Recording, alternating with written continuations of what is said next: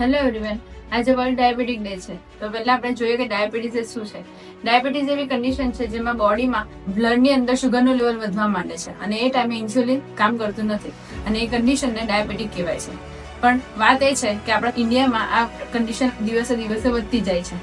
પણ good news એ છે કે રેગ્યુલર મીલથી અને હેલ્ધી લાઈફસ્ટાઈલથી આપણે એને ચેન્જ કરી શકીએ છીએ. હવે ડાયાબિટીસ એવું નથી કે ખાલી શુગરવાળી વસ્તુ ખાવાથી જ થાય છે. તમે ઓબેસિટી હોવ, સેડિમેન્ટરી લાઈફ હોય અને સ્ટ્રેસના લીધે પણ ડાયાબિટીસ થઈ શકે છે.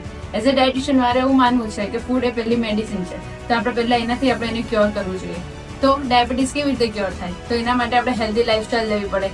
એમાં હેલ્ધી વસ્તુ ખાવી જોઈએ, જેમ કે ફ્રૂટ્સ ખાવા, વેજીટેબલ ખાવા, હેલ્ધી પ્રોટીન્સ લેવું, હાઇડ્રેટ રાખવી બોડી અને સ્ટ્રેસ મેનેજમેન્ટ કરવું. આ બધા પરિબળોથી આપણે એને કંટ્રોલમાં કરી શકાય છે અને બ્લડ શુગરને લેવલમાં લાવી શકાય છે. બની શકે તો આફ્ટર મીલ વોક કરવું જોઈએ અને બની શકે તો ફિઝિકલ એક્ટિવિટી ડેલીમાં લેવું જોઈએ. આવા નાના નાના પરિબળથી આપણે સારા રિઝલ્ટ મેળવી શકીએ છીએ. Thank you.